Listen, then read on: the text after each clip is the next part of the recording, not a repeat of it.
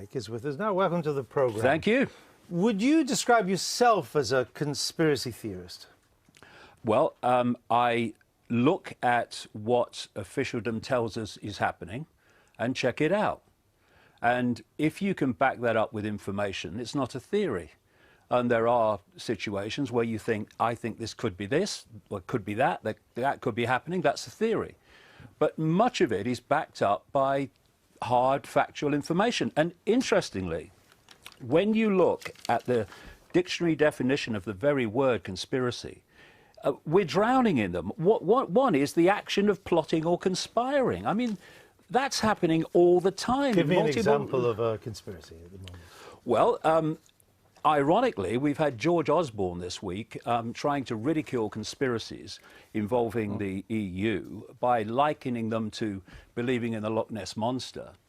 And in the same week, we've had the Daily Mail exposing the Prime Minister for conspiring, in effect, with big business to frighten the public into staying in the EU, while publicly to Parliament as well, saying that he would come out if the renegotiations didn't work. That's a conspiracy. Is that a conspiracy, or is it just politicians doing the time-honoured thing of being less than honest with us?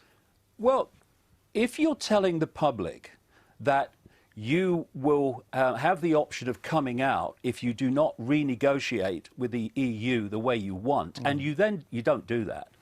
And at the same time you're telling the public and Parliament that, you are working with big business behind the scenes already to frighten the public into staying in, even though your renegotiation's not finished. That is a conspiracy to mislead the public. What other conspiracies should we worry about?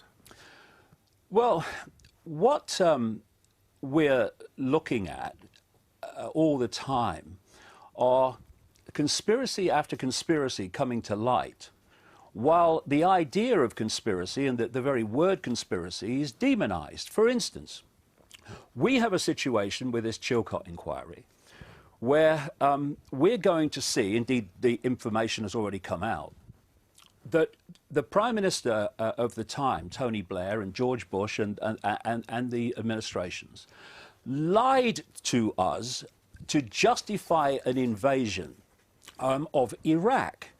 And that is a conspiracy that has cost the lives of staggering numbers of people and created an ongoing catastrophe that's still going on. And let's not forget this. The very same people, not just the same agencies, the same people that told us there were weapons of mass destruction in Iraq when they knew they weren't, those very same people gave us the official story of 9/11. And what the mainstream media is doing... Was 9/11 a conspiracy? Of course it was. Who was behind it? Well, what was behind it was... No, who was behind it? Well, again, in the time we've got here, it's very difficult. But there is a network that works through government agencies, through organizations like the CIA, etc., to push an agenda on the world which is unfolding by the day. My books in the 1990s laid out what this agenda was, and those books are now being read on the television news in changes in society and laws coming in. Okay. And the thing is, this is the point, the mainstream media has accepted that those same characters lied about Iraq, but will not question in any way the same people's version of 9/11. They're journalists, it's their job. But do you still think the royal family were shape-shifting lizards? Yes, I do.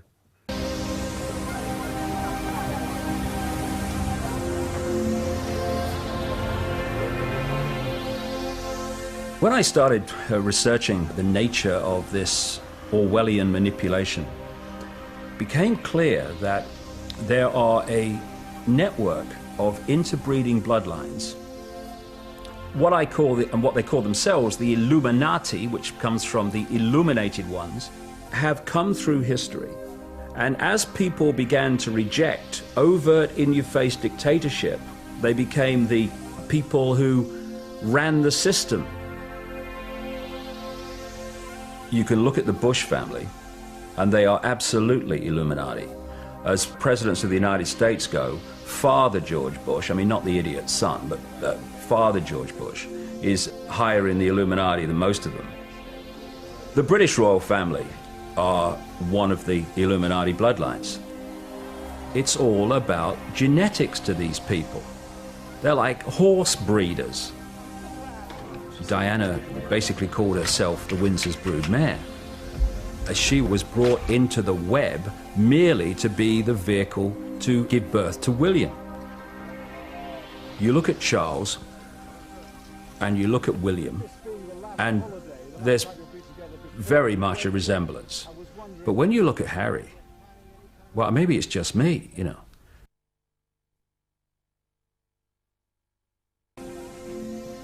You'll look at the Bushes and people like that, and they look like you and me.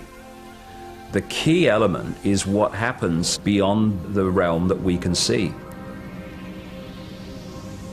This is what the Illuminati bloodlines really are. They are vehicles for other dimensional entities to manipulate this reality. These entities, many of which take a reptilian outer form, are manipulating this world through these Illuminati bloodlines.